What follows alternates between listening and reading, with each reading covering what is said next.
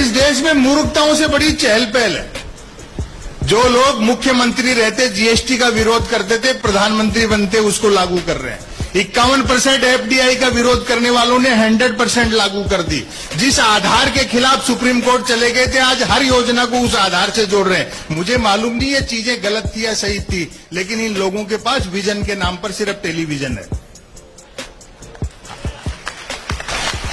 लोग पूछते हैं साहब नोटबंदी का क्या असर हुआ? मैंने कहा बाज बच गए और कबूतर मारे गए। धीरे धीरे जो चीजें हैं वो सामने आएंगी। समय जो है वो वक्त अपने हिसाब से लेता है सारे। अभी तो और अच्छे दिन आएंगे जब बुलेट ट्रेन चलेगी जो सवारियां लेने घर घर जाएगी। क्या व्यंग्य भाई साहब, क्या बात है। अमेरिका ने भारत को सच्चा दोस्त कह दिया। उनसे हथियार खरीद तो रहो, तो पिताजी मान लेंगे। मुझे तो डर इस बात का लग रहा है जब सच्चा दोस्त कहा कि इससे पहले वो इराक को, अफगानिस्तान को और सीरिया को भी सच्चा दोस्त कह चुके हैं। ये बुद्ध, महावीर और गांधी का देश के लोग हैं। अगर हम भी हथियारों की होड़ में शामिल हो गए तो फिर सत्य और अहिंसा की राह इस दुनिया को कौन दिखाएगा। लेकिन कुछ चीजें हैं दुनिया में जो अच्छी भी हुई हैं इनके कार्यकाल में। अच्छा, एक तो स्वच्छ भारत अभियान वाला काम अच्छा है। दूसरा, एक योग के लिए इन्होंने बड़ा काम किया और योग जरूर करना चाहिए, क्योंकि योग करते रहने से आदमी का शरीर इतना लचीला हो जाता है कि संकट के समय किसी भी महिला के कपड़े पहनो फिट आते हैं।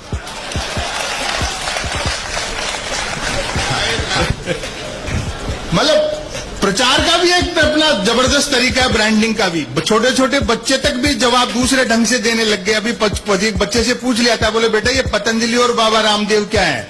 बोले जी रामदेव ने योग सूत्र लिखा और पतंजलि किराने के व्यापारी थे। ये जो बुनियादी चीजें हैं, जो बाजारवाद है, वो सब उसके दबाव में है। यहाँ अनिल लोढ़ा जी बैठे हैं, ये टेलीविजन और पत्रकारिता से जुड़े लोग। मैं क्षमा याचना के साथ कहना चाहता हूं, जब हर चैनल पे एक ही आदमी दिखना है तो ये रिमोट क्यों बनाए, मेरी यही समझ में नहीं आई। बहुत बढ़िया, बहुत बढ़िया। चैनल से पता लग जाता है कि कौन सा चैनल किस पार्टी की भाषा बोल रहा है। 2014 से पहले अपवाद को छोड़कर के ऐसी चीजें नहीं होती थी। ये जो चीजें हैं, टीवी चैनलों पर बहस आती है प्राइम टाइम में, 4 जन बहसी आते हैं। एक मुद्दे का समर्थक, दूसरा मुद्दे का विरोधी, तीसरा बुद्धिजीवी दोनों को हड़काने वाला और चौथा एंकर तीनों को भड़काने वाला। वाह। और व्यंग पर आपकी तालियां उठेंगी। बहस होनी होती है गरीबी की रेखा पर और करते रहते हैं रेखा की गरीबी पर।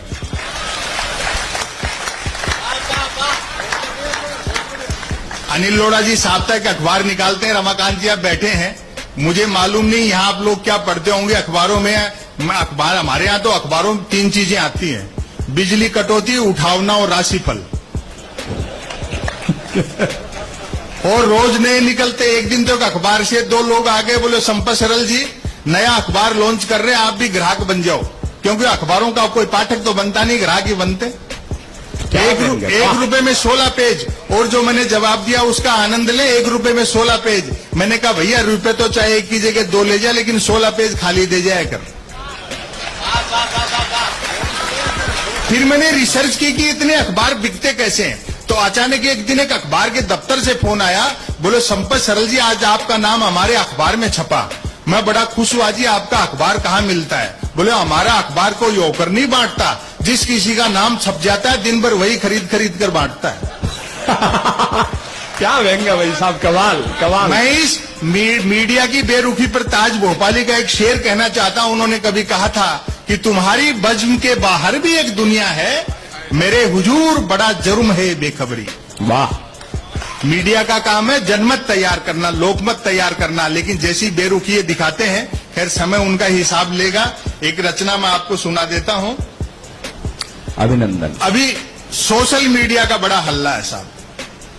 कहने को तो बहुत सी बातें हैं, जो मूल मुद्दे हैं उनकी तरफ ध्यान ही नहीं है। आडवाणी जी के 30 साल बाद समझ में आया राम घट में रहते हैं, मठ में नहीं रहते हैं।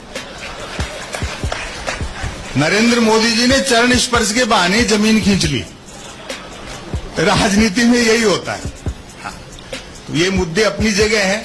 हिंदुस्तान एक ऐसा देश है जहां की गाय की नस्ल सारे संसार में अलग है।